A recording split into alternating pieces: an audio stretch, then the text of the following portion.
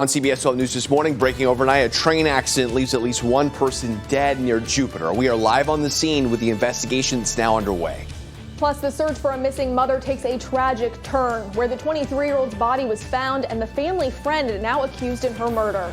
And it's back to class at Beachland Elementary in Vero. Students and staff returning after COVID closed the campus for weeks. How the staff prepared to welcome everyone back and do it safely. You're watching CBS 12 News This Morning. Hey, happy Tuesday, everybody. I'm Matt Lincoln. And I'm Sam Kerrigan, in for Ashley Glass. We do have a lot to get to this morning. We'll check on the roads as well. But first, we want to check on the forecast with Lauren. Sam, thanks. And we'll take a look at radar right now. Locally, we're dry, but let's zoom out because we've got this tropical wave in the middle of the Gulf of Mexico right now that we're monitoring. 10 to 30% chance of development. We're going to look at that in my next update when we talk about the tropics. But basically what's happening is this thing's moving off towards the northeast. It's probably not going to turn into anything until it has the potential to turn into anything until it gets to the other side of the state. However, as it moves northeast, it's increasing the moisture content in our atmosphere today and a little bit tomorrow again, maybe some on Thursday. And it helps to just kind of keep that rain chance a little elevated out there for us. But we still need the rain, so not necessarily a bad thing to see. For the year, we're still behind on rain by about 10 inches. We are catching up.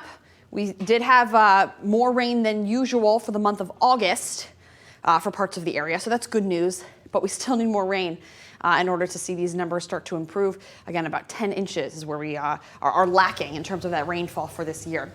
We're starting off the day dry, but we'll see a few storms returning later on. Matt, Sam. 6:02 right now, checking in on our roads. So far this morning, we're looking good out on the Turnpike, West Palm Beach to Jupiter. That is a normal 14-minute ride for you there this morning. And our traffic tracker is on Australian Avenue right now in West Palm Beach. Also looking good here. Not tracking any issues on our major highways or our side streets. Coming up at 6:03 and breaking news this morning, a deadly train accident in Palm Beach County overnight. Right now, we're learning at least one person died in this accident. And deputies responding to the scene late last night in the northwestern part of the county near the intersection of Beeline Highway and Indiantown Road near Jupiter. That's where we find our CBS 12 News' Terry Hornstein following the developments from overnight. Terry, what can you tell us? Hey, good morning. The Palm Beach County Sheriff's Office says they found that person on the tracks dead late last night around 10 p.m. when this happened. The train stopped about a half mile from where we are. We're right off the Beeline Highway near North Grade Road, which is a bit north of Indiantown Road. If you take a look behind me, you can see here the scene is at this time clear. We've seen several trains come by at this time, so the scene clear out here. But earlier, take a look at this video. We saw the Palm Beach County Sheriff's Office medical examiner out here. We also saw several law enforcement officers. So we do know the type of train this was a CSX. It's a freight train, so carrying that freight material. The company also sent people out here this morning for the investigation as well. We do not know the sex of the person who was killed on these train tracks this morning, but Palm Beach County Sheriff's deputies do say that there were some palmetto berries found in bags near the person. Now, we do know that sometimes people will illegally pick these berries to sell for a profit. Unclear at this time if the person who was killed did do that or not, but they did mention to us that there were these palmetto berries found near this person. We're working to find out more information, whether this was a man or a woman and how exactly this happened. Of course, we've reached out to the sheriff's office, and once we find out more information, of course, we'll bring it to you. Matt and Sam?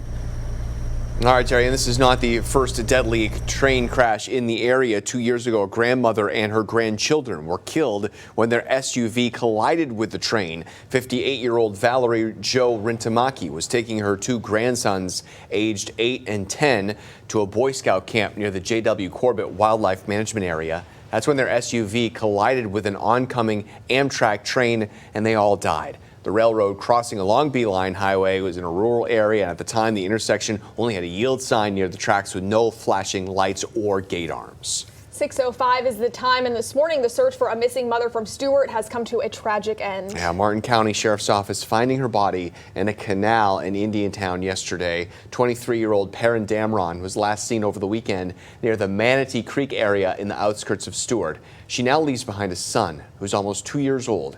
Investigators say she was supposed to pick up her child on Saturday but never showed up. Kara is at the live desk following developments from this case this morning. Kara, how were they able to track down the suspect? Sam, at Martin County Sheriff William Snyder says that video from a neighbor's doorbell camera captured family friend Eric Westergaard at the victim's home around the time that she was reported missing.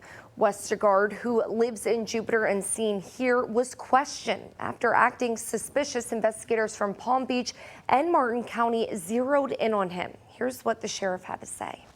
He was the last person to be with her, and our detectives focused on him. We got some really, really good breaks early on. There was some physical evidence found at the house, and ultimately the suspect led us to the overpass over the Okeechobee waterway. It's detectives along with the Palm Beach County Sheriff's Office and our Marine Patrol assets recovered Miss Damron's body.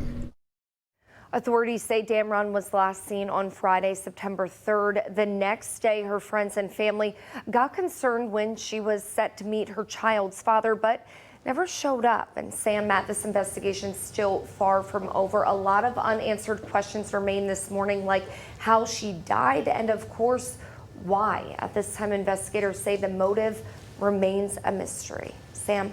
Well, Kara, this morning we're learning the suspect is the same person found guilty on 3 citations several months after one of his kangaroos escaped in Jupiter Farms. 3 years ago, his kangaroo got out of its enclosure, sparking a 3-day search. Palm Beach County investigators assisted in the recent arrest of Westergaard and the homicide investigation.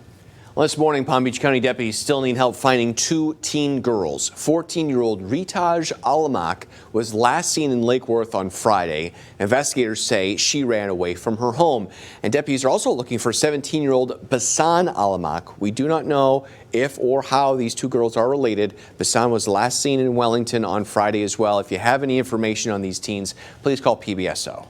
6:07 is the time. This morning, we're following developments on a shooting near Tampa over the weekend. Former Marine Brian Riley was charged with shooting 5 people, killing 4 of them, including a 3-month-old baby. Deputies say they saw Riley with body armor run into the house where the shooting started. He eventually surrendered. A judge ordered Riley be held without bond. Well, 6:08 now, and this morning, hundreds of students on the Treasure Coast are heading back to class after a COVID-19 outbreak.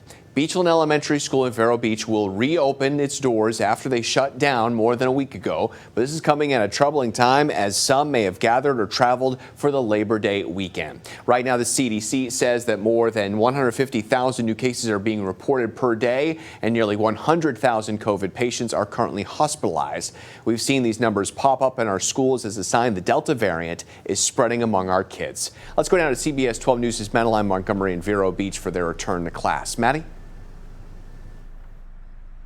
Matt, what was happening during those 11 days was a lot of recovery when the doors shut here at Beachland Elementary School.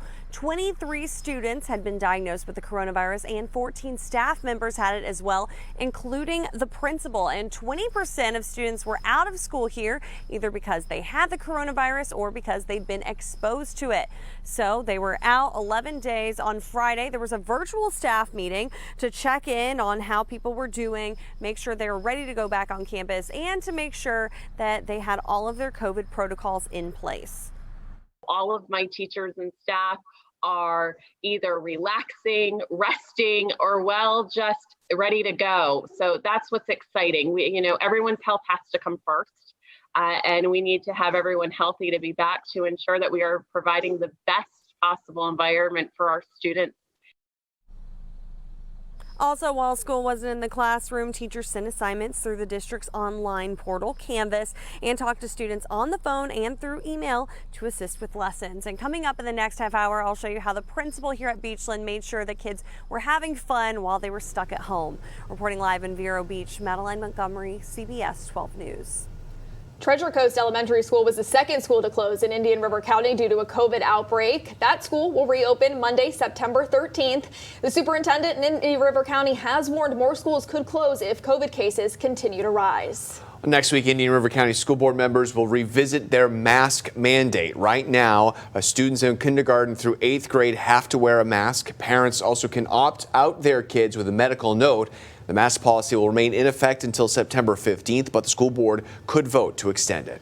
Tomorrow, 2 rapid antigen testing sites will open on Palm Beach County School District property. The school board approved these sites for students, families, and school staff last week.